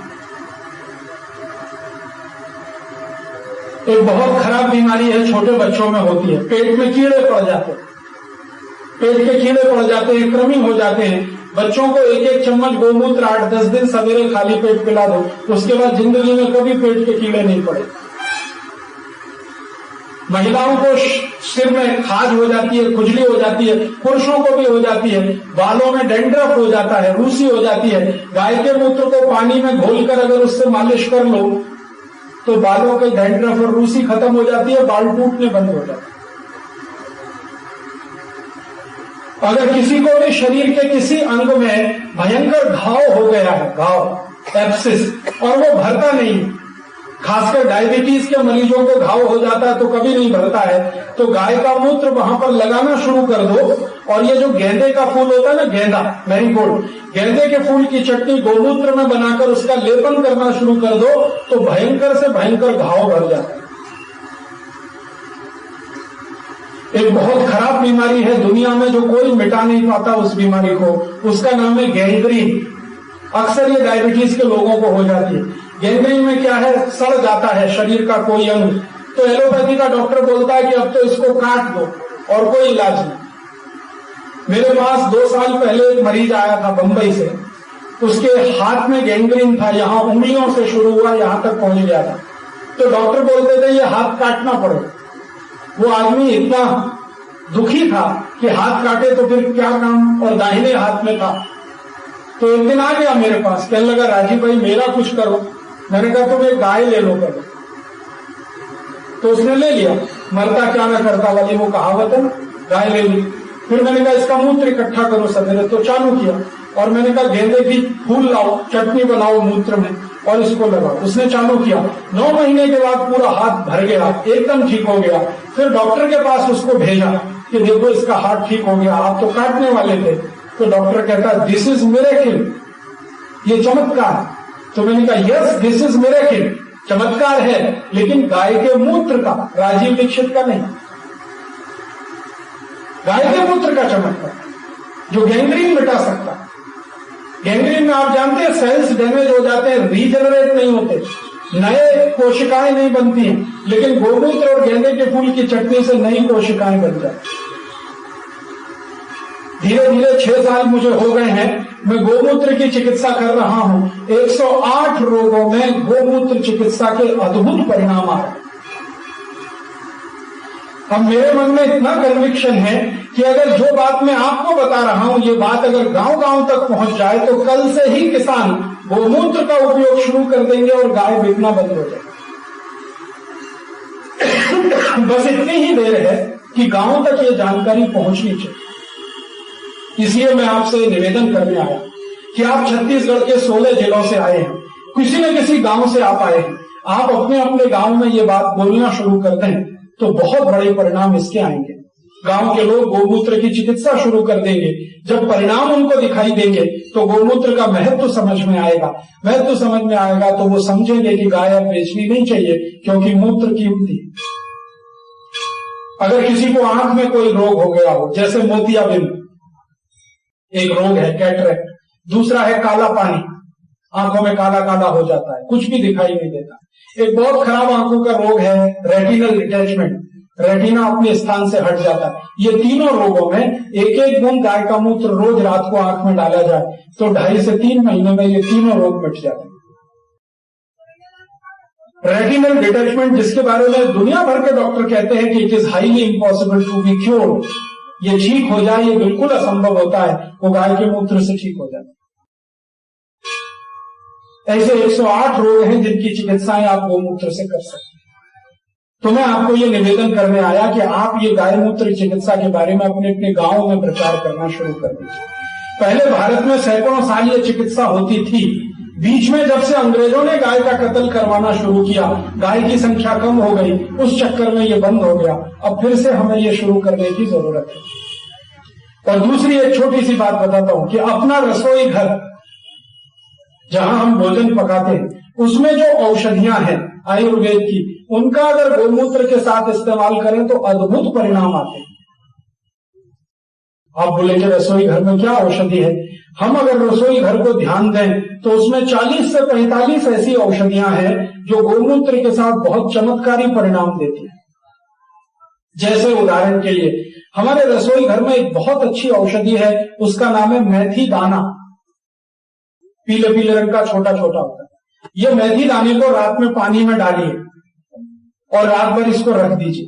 सवेरे उठकर इसका पानी पीना, पीछे से मेथी दाना चबा के खाना और 1 घंटे के बाद आधा कप गोमूत्र पी लेना। ये काम अगर कोई भी करे तो 3 महीने में जिंदगी भर के लिए डायबिटीज ठीक हो जाता है। डायबिटीज जो आसानी से ठीक नहीं होती, वो डायबिटीज इस मेथी दाने से और गाय के मूत्र से हमेशा के लिए ठीक हो जाता है। क्या करना, किसी भी डायबिटीज के पेशेंट को आप बोलो 1 चम्मच मेथी दाना 1 गिलास पानी में रात को भिगाए, सुबह उठकर इस पानी को घूट घूट पिए, मेथी दाने को चबा के खाए और उसके 1 घंटे के बाद गोमूत्र पी ले आधा कप। ये 3 महीने सतत करना है। उसके बाद वो ब्लड चेक कराए तो उसको शुगर एकदम नॉर्मल होगी। अद्भुत औषध। किसी को ये संधिवात है, घुटने दुखते हैं, कमर दुखती है, कंधा दुखता है, उसको बोलिए कि 1 चम्मच मेथी दाना 1 गिलास पानी में डाले, सुबह उठकर पानी पिए, दाने को चबा के खाए, 1 घंटे बाद आधा कप गोमूत्र पी ले, तो 2-2.25 महीने में ये पूरा संधिवात निकल जाता है। Joints pain, hip joints pain हो, चाहे नी जॉइंट्स पेन हो, चाहे शोल्डर जॉइंट्स पेन। हमारे परिवारों में हमारी माताओं को एक बहुत गंभीर रोग होता है जिसका नाम है यूट्रस डिस्प्लेसमेंट, गर्भाशय का अपने स्थान से खिसक जाना। ये अक्सर उन माताओं को होता है जिनको जबरदस्ती सिजेरियन ऑपरेशन किया जाता है। आजकल हमारे देश के जो डॉक्टर हैं ना, वो कसाई हैं और यमराज के भाई। ये बात मैं बहुत जिम्मेदारी से कह रहा हूं। पिछले 6-7 साल मैंने डॉक्टरों को नजदीक से देखा है, कभी भी नॉर्मल डिलीवरी होने नहीं देते। जो मां को हो सकती है उसको भी ऐसा डराते हैं कि ऑपरेशन करने के लिए मजबूर होता है। ऑपरेशन में उनका स्वार्थ क्या है? डॉक्टरों को पैसे मिलते हैं। अगर आपने नॉर्मल डिलीवरी कराई तो 500,000 रुपए मिलेगा और सिजेरियन ऑपरेशन करवा दिया तो 20,000 रुपए डॉक्टर का सीधा बनता है। तो वो करते ही है डिसीजन कि आपको तो सिजेरियन करना ही पड़ेगा। घर वालों को डराते हैं, महिला को डराते हैं, घर वाले महिलाएं दोनों डर जाते हैं, फिर ऑपरेशन कराते हैं, डॉक्टर की चांदी हो जाती है। चांदी क्या होती है? तो 20,000 मिल गया। फिर उसी माता को यह बीमारी आती है यूट्रस डिस्प्लेसमेंट। तो उस बीमारी में अंत में डॉक्टर कहता है आप गर्भाशय काट के निकाल दो, इसकी जरूरत क्या? इस मूर्ख डॉक्टर को पूछने की बात है कि अगर इसकी जरूरत नहीं तो भगवान ने बनाया क्यों? और जो मां अपना गर्भाशय काट के निकलवा देती है उसकी जिंदगी कभी सुखी नहीं रहती। जिंदगी भर पीठ का दर्द रहता है, पेट का दर्द रहता है, कमर का दर्द रहता है, पीछे जांघों में दर्द रहता है, नींद ठीक से नहीं आती, खाना ठीक से नहीं खा पाती, हमेशा चिड़चिड़ लगी रहती है, जिंदगी नरक हो जाती है। इसलिए कभी भी किसी माता को घर में ऐसी समस्या आ जाए तो आप उसको ऑपरेशन मत कराइए, उसकी नॉर्मल डिलीवरी कराइए। नॉर्मल डिलीवरी के लिए मैं आपको तरीका बताता हूं। तरीका क्या? ये गाय उसमें सबसे बड़ी मददगार है। जिस मां को गर्भावस्था प्रारंभ हुई हो उसको आप बोलिए कि रोज गाय का 1 गिलास दूध और उसमें मिलाया हुआ गाय का घी पीने का है रात को। गाय का दूध 1 गिलास और 2 चम्मच गाय का घी रोज रात को पीना। उसी गाय के दूध को दही बनाना और सुबह उस दही में थोड़ा चूने का पानी मिला के खाना। चूने का पानी हम सब समझते हैं, तंबाकू में लगा के जो चूना खाते हैं उसका पानी। तो चूने का पानी दही में मिला के सुबह खाना, पीछे से 3 केले खाना, रात को गाय के दूध में घी मिला के रोज पीना। ये अगर माँ को 8 महीने अगर दे दिया, 7 महीने भी दे दिया, तो मेरी गारंटी है कि उसको सिजेरियन ऑपरेशन नहीं होगा, डिलीवरी नॉर्मल होगी, बच्चा स्वस्थ होगा, तंदुरुस्त होगा। और आगे की मेरी गारंटी है कि उस बच्चे को जिंदगी में कभी ऑपरेशन नहीं करना पड़ेगा, वो इतना स्वस्थ रहे।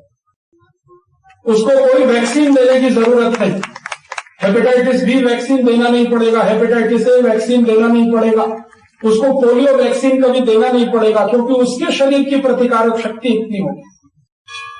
तो गाय का दूध, दूध के साथ घी, सवेरे गाय के दूध का बनाया हुआ दही और उसमें मिलाया हुआ चूने का पानी, बस इतना सा उपाय है ये।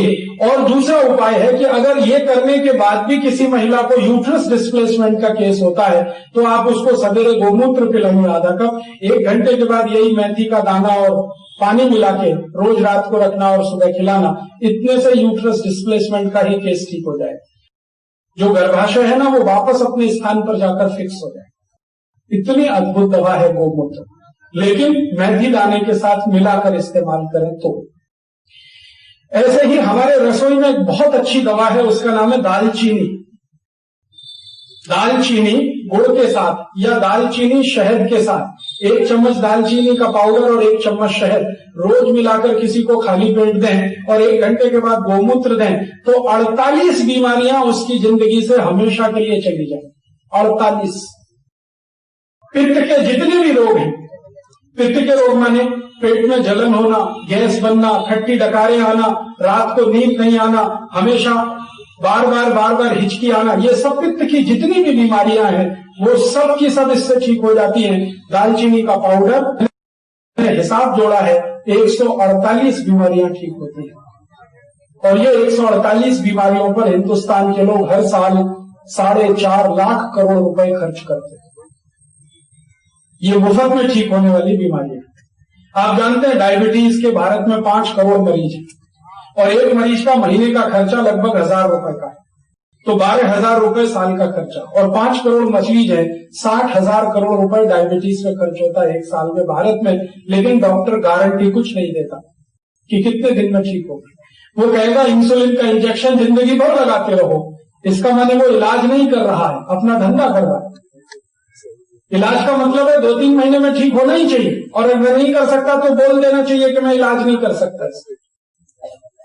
और वो डायबिटीज जिसका डॉक्टर जिंदगी भर इंसुलिन देता रहता है, वो गाय मूत्र से ठीक होती है।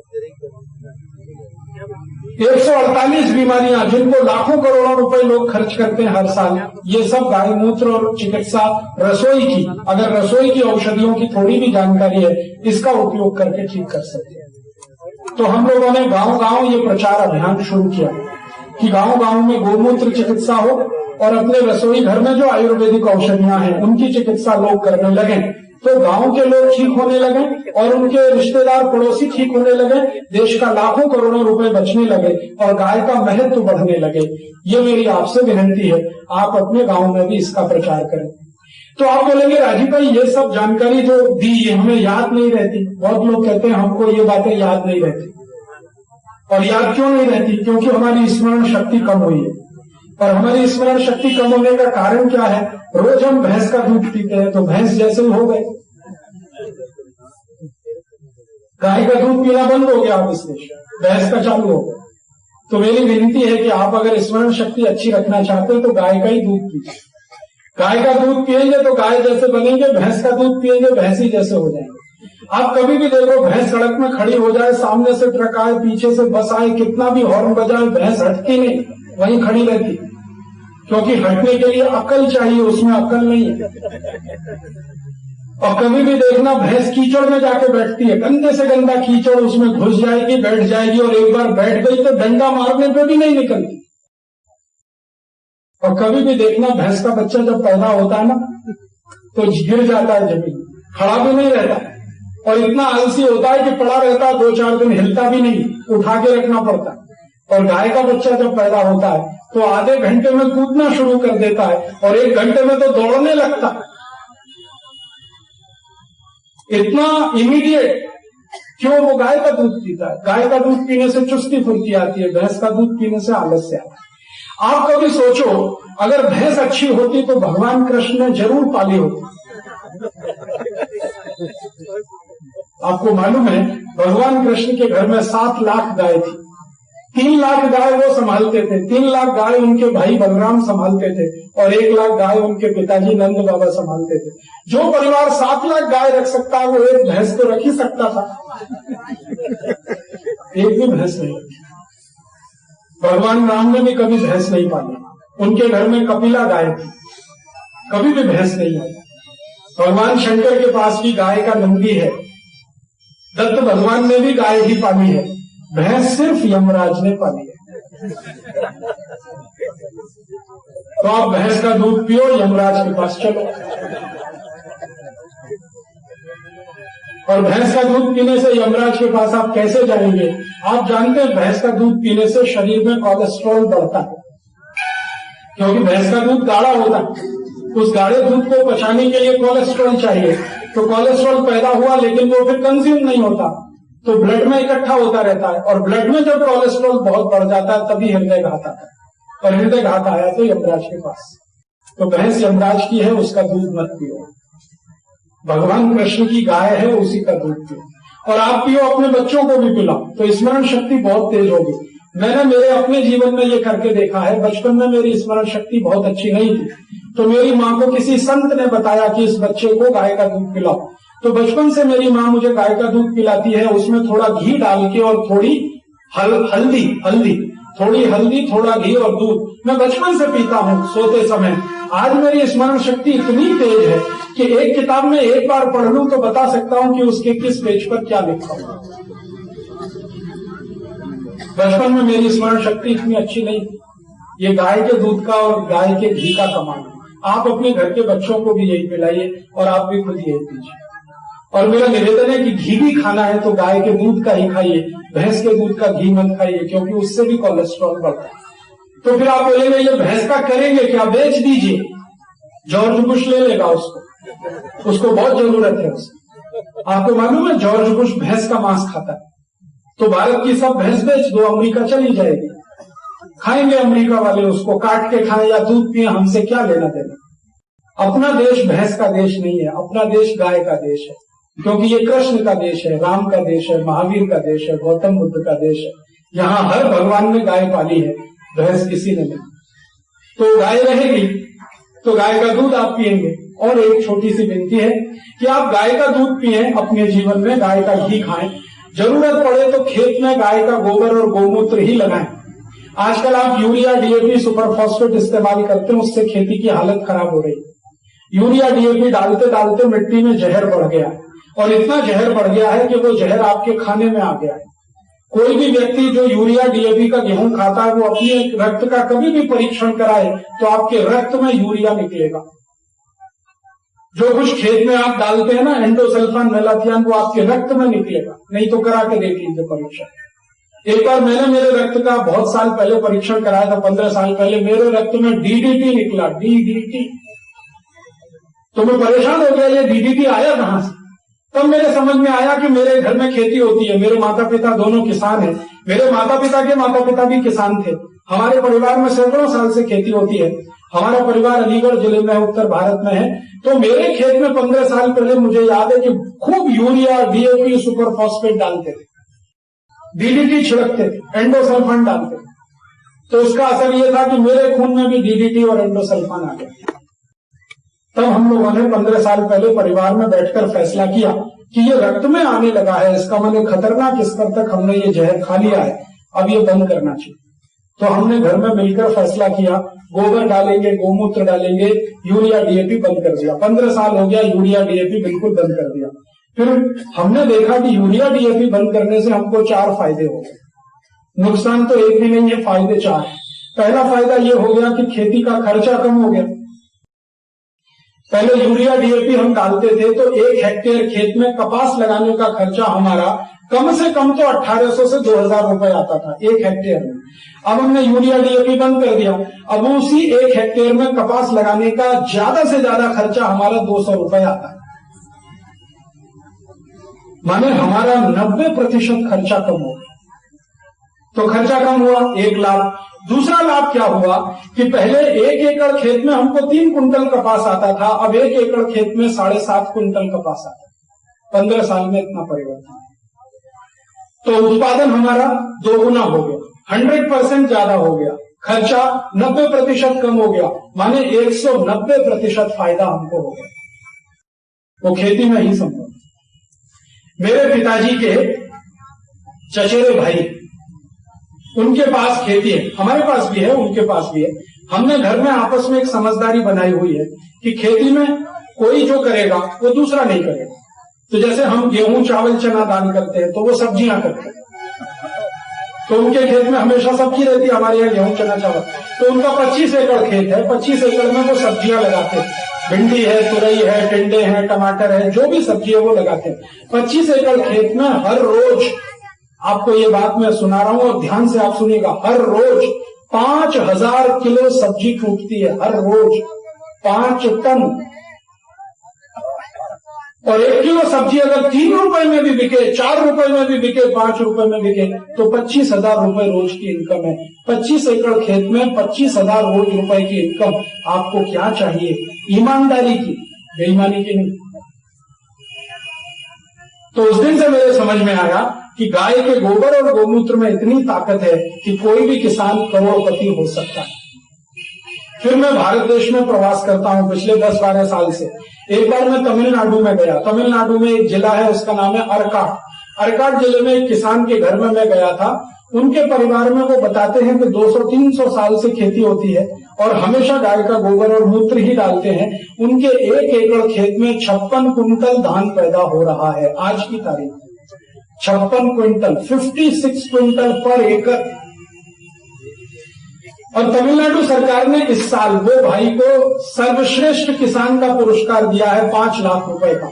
और उनका भारत के टेलीविजन चैनल पर आधा घंटे का कार्यक्रम आया, DD1 पर और तमिल टीवी चैनल पर। अरकाट जिले में 56 कुंटल चावल, धान 56 कुंटल 1 एकड़, सिर्फ गोबर गोमूत्र से। एक किसान को मैं जानता हूं कर्नाटक में गुलबर्गा जिले में, उनका नाम है अब्दुल रऊफ। बहुत अद्भुत आदमी है। उनका खेत अभी मैं देखने गया तो अब्दुल रऊफ ने मुझे अपनी कहानी सुनाई। वो कक्षा 8 में पढ़ाई छोड़कर स्कूल से चले गए थे। कारण क्या था? उनके पास पैसे नहीं थे, फीस के देने के पैसे नहीं थे, तो अब्दुल रऊफ को पढ़ाई छोड़नी पड़ी कक्षा 8 में। फिर उन्होंने क्या किया, किसी आदमी से खेत ले लिया किराए पर कि भाई खेत मुझे दे दो, किराया फिक्स कर लो, साल में जितना तुमको चाहिए मैं दूंगा। तो उन्होंने 15 एकड़ खेत लिया, 1000 रुपए एकड़ के किराए पर, माने 15,000 रुपए उनको देने हैं हर साल। खेत ले लिया, उसमें खेती शुरू किया गाय का गोबर गोमूत्र से। अब्दुल रऊफ की आज की 1 साल की इनकम, नेट इनकम जो है वो 3.5 लाख रुपए नेट इनकम, और ग्रॉस इनकम उनकी 10 लाख रुपए, मात्र 15 एकड़ खेत में। और कर्नाटक सरकार ने अब्दुल रऊफ को इस साल का 10 लाख रुपए का सर्वश्रेष्ठ किसान का पुरस्कार दिया। मैंने कर्नाटक सरकार के एक यूनिवर्सिटी में जाकर कहा, धारवाड़ एग्रीकल्चर यूनिवर्सिटी में मेरा एक व्याख्यान था। मैंने कहा ये अब्दुल रऊफ को कोई साइंटिस्ट से बड़ा साइंटिस्ट है। जो काम वैज्ञानिक नहीं कर सकता वो अब्दुल रऊफ कर रहा है। अब्दुल रऊफ क्या करता है, गोबर गोमूत्र से ज्वार उत्पन्न करता है, ज्वार, और ज्वार का अच्छा क्वालिटी का बीज बनाकर बीज बेचता है और 10 लाख रुपए साल का कमा लेता, 15 एकड़ से। तो मैंने वहां यूनिवर्सिटी को कहा कि इसको तो डॉक्टरेट की पदवी मिलनी चाहिए। तो चांसलर ने कहा कि ये तो 8वीं पास नहीं है। मैंने कहा वो आप छोड़ दो, ये तो बड़े बड़े वैज्ञानिकों से बड़ा आदमी है। जो बीज वैज्ञानिक नहीं बना पा रहे हैं वो ये बनाकर किसानों को बेच रहा। तो अभी थोड़े दिन पहले धारवाड़ विश्वविद्यालय ने अब्दुल रऊफ को डॉक्टरेट अवार्ड किया। और आप जानते हैं इसका फायदा क्या हुआ? जिस दिन अब्दुल रऊफ को डॉक्टरेट मिला, मैं खुद उस पुरस्कार समारोह में हाजिर था। सारे अखबार वाले और मीडिया वाले हाजिर थे। अगले दिन कर्नाटक के सभी अखबारों में फ्रंट पेज पर छपा। 3 दिन के अंदर 500 किसान आ गए कि हम भी यही कर रहे हैं, आप देखो हमारे खेत में। हमें तो पता ही नहीं, हम भी यही कर रहे हैं, कोई 10 साल से, कोई 15 साल से। और उन 500 किसानों के खेत में जाके देखा तो एक एक से चमत्कार गाय के गोबर और गोमूत्र का। तब उन किसानों को सबकी लिस्ट बनाकर धारवाड़ यूनिवर्सिटी के सामने पेश हुआ। आज धारवाड़ यूनिवर्सिटी ने वो 500 किसानों को डॉक्टरेट दिया। वो कहते हैं कि इनसे बड़ा कृषि वैज्ञानिक कौन हो सकता है। भले ये 8वीं फेल है, 7वीं फेल है, लेकिन इनकी जो अकल है, ये जो बुद्धि है, वो किसी वैज्ञानिक से ऊंची है। उस दिन से मुझे ये कन्विक्शन हो गया है कि अगर ये 500 किसान कर सकते हैं गोबर गोमूत्र से, मेरे अपने घर में गोबर गोमूत्र की खेती हो रही है, तो आप भी कर सकते हैं। आपके पास अगर थोड़ा भी खेत है, 1 एकड़, 2 एकड़, 5 एकड़, तो आप भी गोबर गोमूत्र से करना शुरू करें। तरीका इसका बहुत सरल है। गाय का गोबर ले लो, गाय का मूत्र ले लो, दोनों को इकट्ठा करके घोल दो, उसमें थोड़ा गुड़ मिला दो और चने की दाल का आटा या तो उड़द की दाल का आटा मिला दो। 15 दिन इसको रखो। 15 दिन के बाद इसमें पानी मिला दो। जितना गोबर मिलाना था उसका 10 गुना पानी मिला दो। अब ये जो घोल तैयार हुआ, इसको खेत की मिट्टी में छिड़क दो। स्प्रे करना। इसके स्प्रे करने के 2 तरीके हैं। अगर आपके पास स्प्रे मशीन है तो उसका नोजल निकाल के स्प्रे कर दो, और अगर खेत में पानी लगाते हैं तो पानी के साथ ये घोल छोड़ दो तो मिट्टी में चला जाए। और एक तीसरा तरीका है कि खेत की मिट्टी ले लो और इसमें डाल दो। गोबर गोमूत्र का जो घोल है, मिट्टी इसको सोख लेगी। फिर उस मिट्टी को खेत में ऐसे डाल दो जैसे यूरिया डालते, और हर 15 दिन में करना।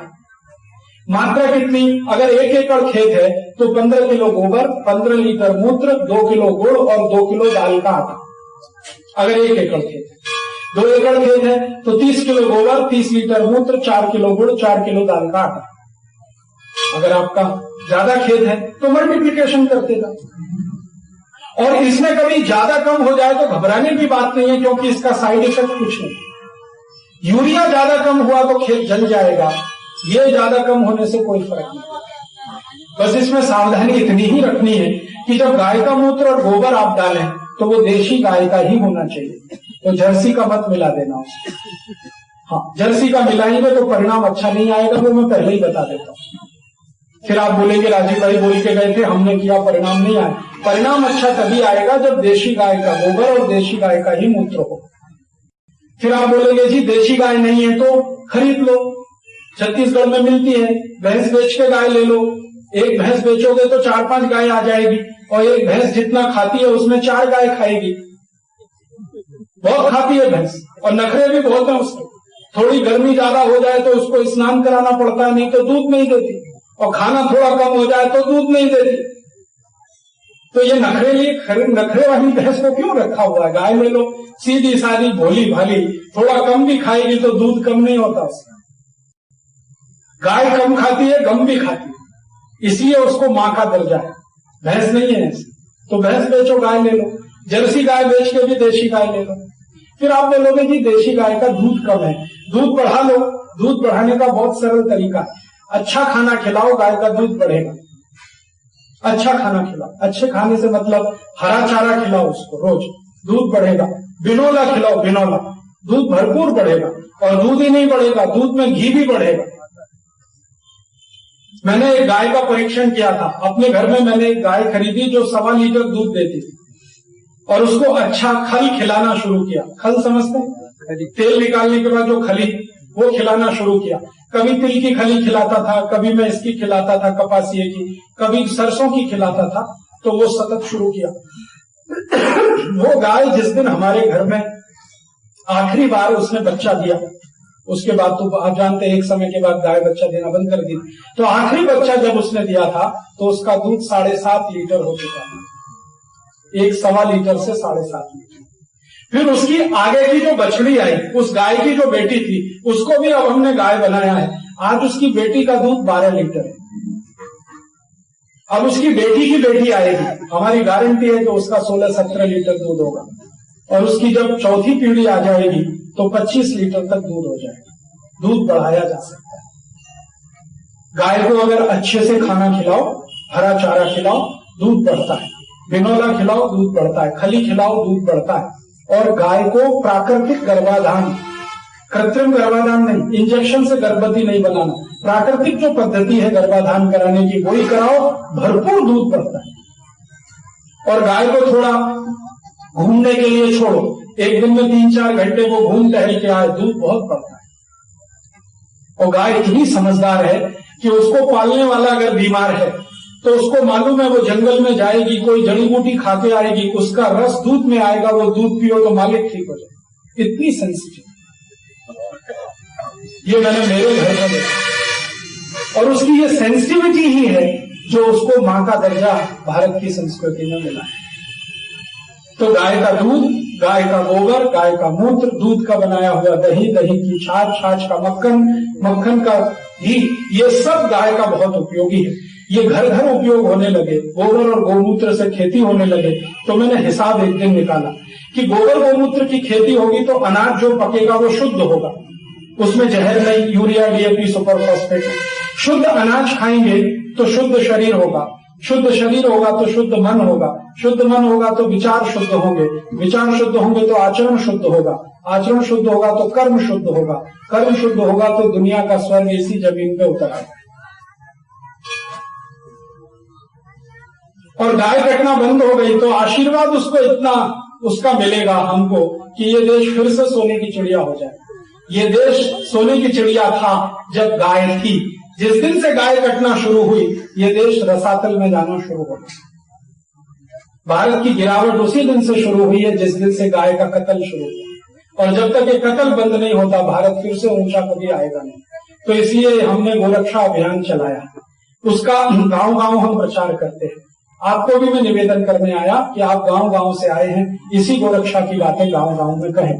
तो आप बोलेंगे ये सब बातें बोलने के लिए अगर जरूरत पड़े तो हम लोगों ने कुछ किताबें बनाई है।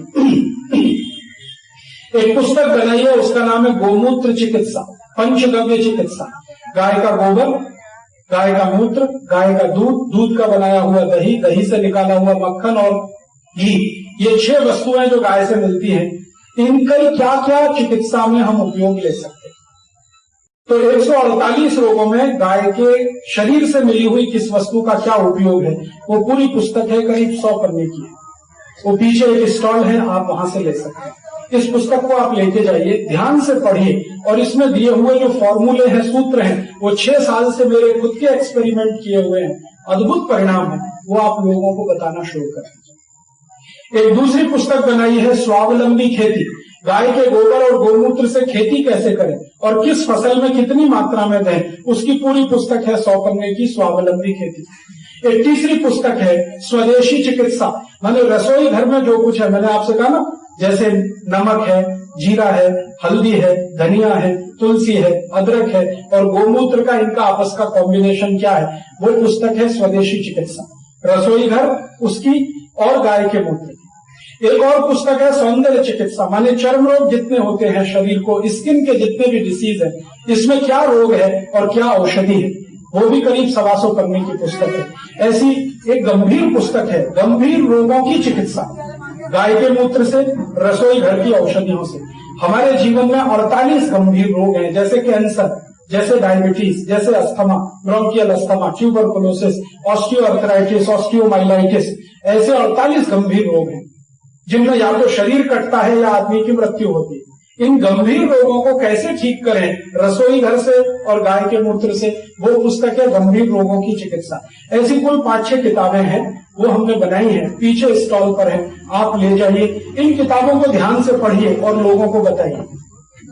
और ये जो व्याख्यान मैंने दिया, अगर इस विषय में आपको ज्यादा रुचि है तो 40 घंटे का ऐसा ही एक व्याख्यान है, उसकी सीडी बनाई है, वो सीडी भी है, ऑडियो सीडी है, वीडियो सीडी है, वो आप ले सकते हैं, टीवी पर देख सकते हैं, दूसरों को दिखा सकते हैं, सुन सकते हैं, दूसरों को सुना सकते हैं और उसकी कॉपी कर करके दूसरों को बांट सकते हैं। मेरा किसी पर कॉपीराइट नहीं है, सबको कॉपी करने का राइट है।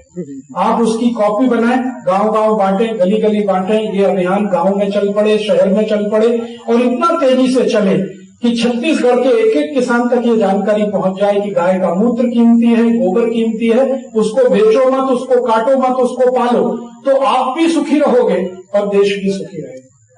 इसी भावना से ये बातें मैं आपसे कहने आया। आपने बड़े ध्यान और शांति से सुना, मैं आपका बहुत आभारी हूँ। दूसरों को अगर आप ये बातें सुनाएंगे तो और भी आभारी रहूंगा।